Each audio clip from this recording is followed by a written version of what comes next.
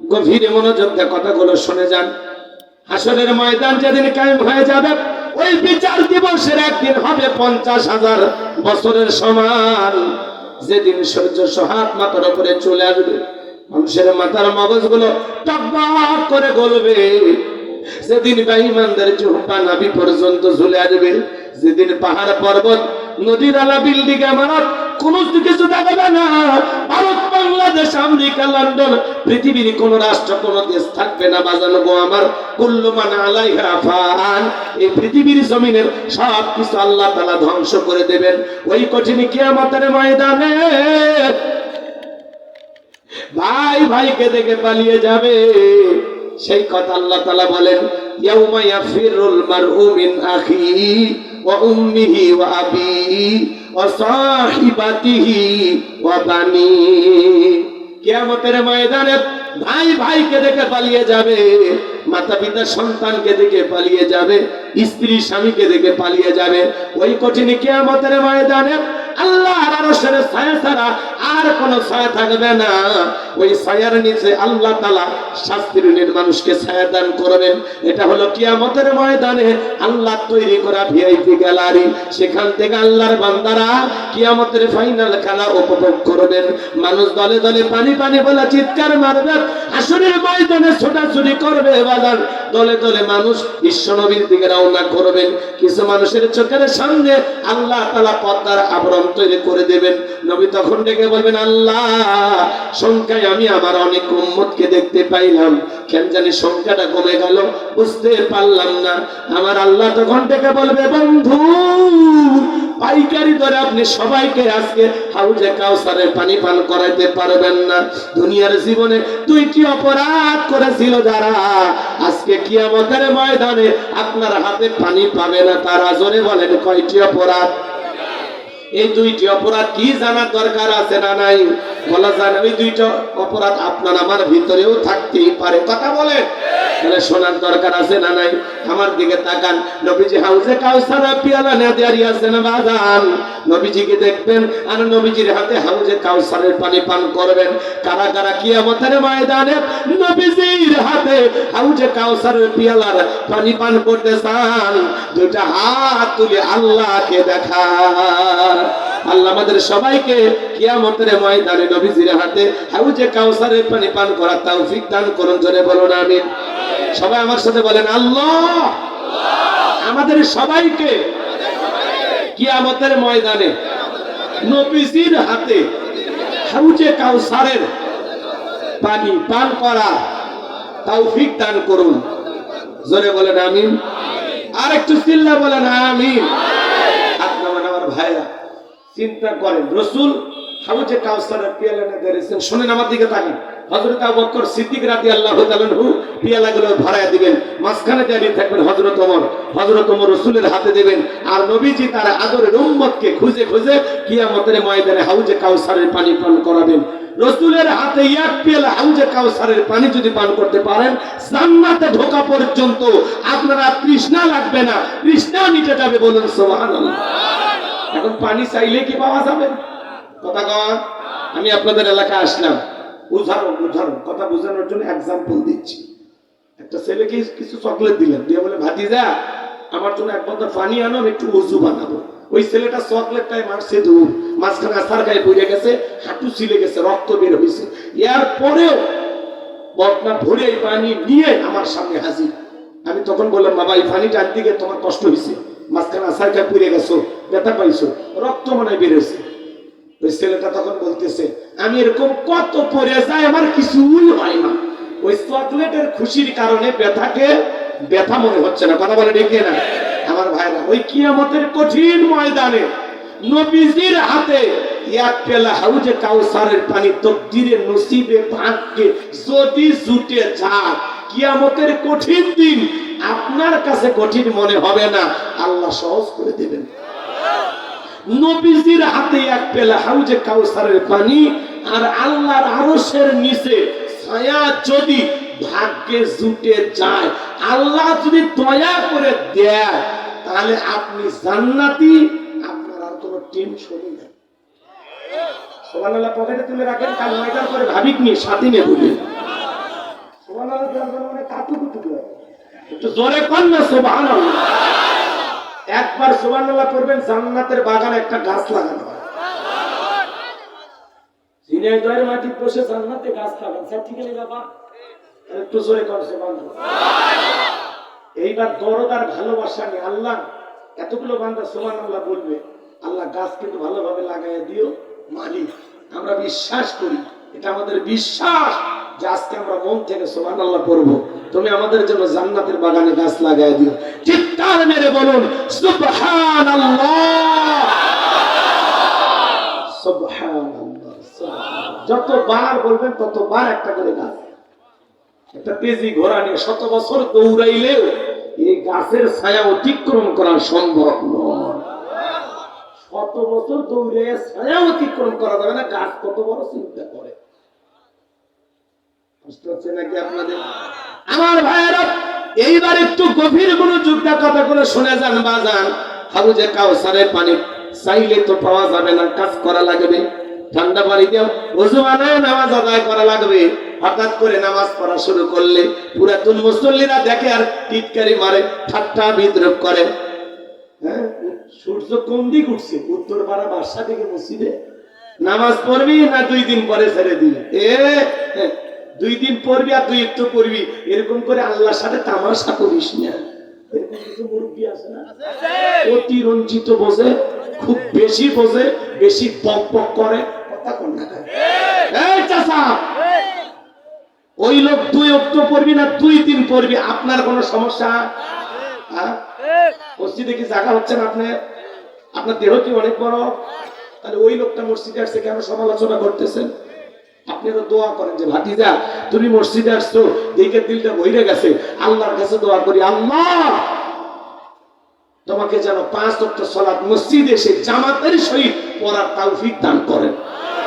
দোয়া করেন, ভালোবেসে বুকে টানেন যে ভাতিজা নামাজ পড়তে আসছো, আসরের পরে বাজারে 1 কাপ চা না খেয়ে যাবা না, আজকে তোমার চাচা তোমারে চা খাওয়াবে। কথা কন, ভালোবেসে বুকে টানেন, মিশেন। দুত্তুর করেন কেন? আপনার এই খারাপ ব্যবহারে কথার আঘাতে কষ্ট পাইয়া ওই লোক যদি পরের দিন থেকে মসজিদে না আসে, আল্লাহর কাছে কি জবাব দিবেন? রেডি থাকে। মুরব্বী হয়েছেন তো ব্যবহার শিখেননি না, বলে কথা আপনার করছি এমনি দেখে দিতে রাগ করতেছেন নাকি আপনারা? তাহলে খবরদার, কেউ যদি 2-4 দিন নামাজ পড়া দেখেন তাহলে বুঝবেন হয়তো বা লোকটাকে আল্লাহ হেদায়েত দান করতেছে। ঠিক আছে তো? বয়সে দাড়ি রাখলে সমালোচনা কয়, এই বয়সে দাড়ি রাখলি? বউ নিয়ে ঘুরতে গেছে, কয় ভাবি আসসালামু আলাইকুম, সাথে চাচার খবর কি? বউ বাড়িতে এসে রাগ করে, তোমার সাথে বাহিরে যাওয়া যাবে কেন? কয় আমারটাকে ভাবি আর তোমারটাকে চাচা। যেই বউ নবীর সুন্নত দাড়িকে মহব্বত করে না, ওই বউ আপনাকে 100% ভালোবাসা দিতে পারে না। কথা বলে ঠিক কিনা? এই পৃথিবীর সকল নবীদের মুখে দাড়ি ছিল। দাড়ি হলো স্পেশাল একটা সুন্নত। টুপি খোলা যায়, জুব্বা খোলা যায়, দাড়ি খোলা যায় না। দাড়ি রাখলে পুরুষকে পুরুষের মতো লাগে, দাড়ি ছাড়া পুরুষকে মহিলারও দাড়ি নেই, পুরুষেরও দাড়ি নেই। মেকআপ করলে 2 জনকে পোজার উপায় নেই। কথা কর, যেমন খুশি তেমন সাজো। কথা কই বোঝেন না? কিছু ছেলে মেয়ে খেলাধুলা করতেছে, এমন কায়দায় সাজা গোজা করছে, ওগুলো ছেলে না মেয়ে কিচ্ছু বোঝা যাচ্ছে না। একজন বলতেছে এই ছেলে মেয়েদের মনে হয় বাপ মা ভালো না, এই ছেলে না মেয়ে কিচ্ছু বোঝা যাচ্ছে না। এরা তো এখানে খেলাধুলার নামে চরম বেয়াদবি করতেছে। এক ভদ্রলোক পাশে দাঁড়িয়েছে, তখন বলছে আপনি ছেলে মেয়েদেরকে ধমক দিচ্ছেন মানে? তখন বলতেছে না ভাই, এই ছেলে মেয়ের বাপ মা মানে ভালো না, কারণ পোশাক করছে কোনটা ছেলে কোনটা মেয়ে কিচ্ছু বোঝা যাচ্ছে না। এলে ভদ্রলোকের এরকম করতে পারে ভাই? হ্যাঁ ভাই মানে বলতেছেন মানে এই বাচ্চাদের আমি মা? কি কন আপনি মা? মানে পোশাক সব পুরুষের মতো, কথা কন ঠিক না? এরকম আছে না? এই জন্য 50-60 বছর বয়স হয়ে গেছে, চামড়া জড়ে গেছে, সেলুনের চোখে মেরিয়ে দে, ক্লিন শেভ কর। সেলুনের নাপিত পর্যন্ত বিরক্ত হয়, কয় চাচা সে কায়দায় চামড়া জড়ছে, পিলার দিয়ে টানিয়ে টেনে সেভ করা লাগে, আপাতত দাড়িটা ছেড়ে দিয়ে আপনিও বাঁচান আমাদেরকে বাঁচান। তখন বলতে ভাতিজা দাড়ি রাখলে চুলকে চুলকে। ও দাড়ি রাখলে তোমার চুলকায়? কবরে যাও, ফেরেশতারা চুলকানির মলম নিয়ে বসে আছে, তোর জায়গা মতো মলম লেগে দিবি। কথা কন ঠিক কিনা? খালি দাড়ি রাখলেই চুলকায় না শরীরে আরো জায়গা চুলকায়? কথা কন নাকি আপনারা? সব চুলকানি দাড়ি না আরো আছে? হ্যাঁ, আপনার চুলকানি মানে আপনার অ্যালার্জির সমস্যা, ডাক্তার দেখান। চর্ম যৌন অ্যালার্জির ডাক্তার দেখান, ডাক্তার দেখান। মুসলমানের মুখে দাঁড়িয়ে থাকবেন, এটা মানা যায়? কথা বল না কেন? আপনি এখান থেকে ঝিনাইদহ থেকে ঢাকার উদ্দেশ্যে রওনা দিয়েছেন, হানিফের চলে হানিফের দেখেন না কথা। আল্লাহ না করুক, আল্লাহ না করুক, ওই পদ্মা সেতু পার হওয়ার আগে ঢাকার বাস মুখোমুখি সংঘর্ষ, যতগুলো বাসে ছিল অধিকাংশ মরে ইন্না লিল্লাহি ওয়া ইন্না ইলাইহি রাজিউন। ওই কাতারে আপনিও ছিলেন, মনে করেন উদাহরণ বুঝানোর জন্য। কিন্তু আপনার পকেটে টুপিও নেই, মুখে দাড়িও নেই, মানুষ তখন কি করবি? লঙ্গি খুলে দেখবি অথবা সেম টান দিয়ে দেখবি মাথা কাটান আছে না নাই। কারণ আপনার থেকে বোঝা যাচ্ছে না আপনি মুসলমান না অমুসলিম। কথা কয় এই জন্য মুসলমান হিসাবে হয় টুপি না হয় দাড়ি, দুইটার একটা রাখবেন যাতে আপনি মরার পরে বোঝা যায় এটা মুসলমানের সন্তান। দাড়িও নাই টুপিও নাই, মানুষ মরার পরে ইজ্জত খুলে দেখবে। আপনি যদি কোন মরার পরে দেখে তো তাহলে আর ওয়াজ করে লাভ নাই। যুবক, এই দাড়িটা কি রাখা যায় না? নবীর ভালোবাসা দাড়িটা রাখা যায় না?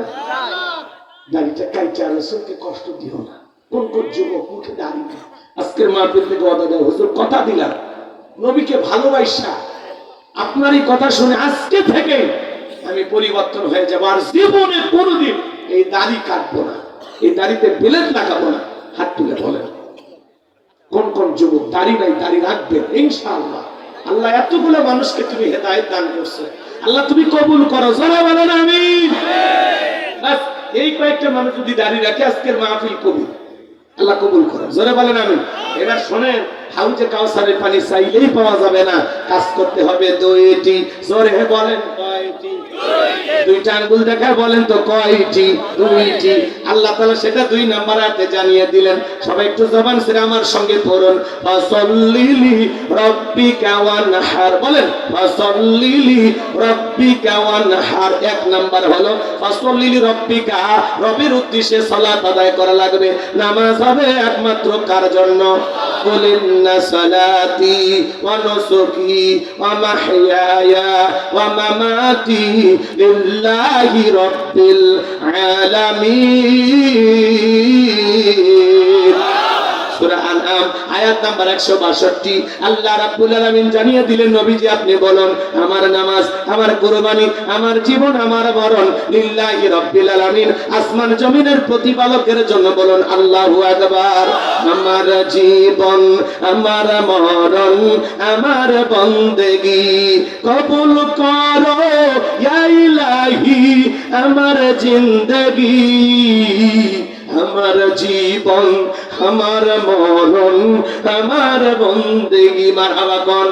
তাহলে ফাসাল্লি রাব্বিকা, রবের উদ্দেশ্যে সালাত, আল্লাহকে রাজি খুশি করার মতো নামাজ, যেমন তেমন নামাজ না।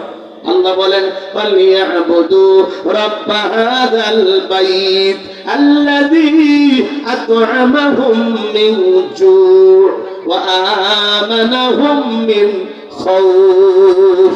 আল্লাহ বলেন এই ঘরের মালিকের ইবাদত করো। ইবাদত যদি ইবাদতের মতো হয়, বান্দা 5 ওয়াক্ত সালাতে মাথা নত করে আমি আল্লাহকে যদি সিজদা দিতে পারো, তোমার নামাজ যদি নামাজের মতো হয়, 1 নাম্বার আমি আল্লাহ রিজিকের ব্যবস্থা করব। রিজিক দেওয়ার মালিক কে? আল্লাহ। আর একটু জোরে কোন? শিয়াল আছে, এলাকায় আছে না? রাতের বেলায় বের হয়, কু কয়া চিল্লাই, ওর নামে কি মহেশপুর বাজারে মুরগির হোটেল আছে। সকাল শিয়ালের নামে মুরগির হোটেল আছে, মানে শিয়ালও খাবার দেয় মুরগি। দেখছ কথা মর্ম বোঝা লাগবে হাদিসে, মানে খালি শিয়ালও কি খাবার দেয় মুরগি আছে নাকি? এরকম কোন দানবী দেখছে শিয়ালের খাইয়া দেয়?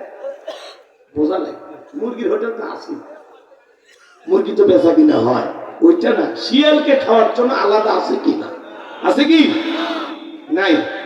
ব্যাংকের অ্যাকাউন্টে টাকা জমাইছে শিয়ালের নামে, কেউ? ওরা খায় কোথায়?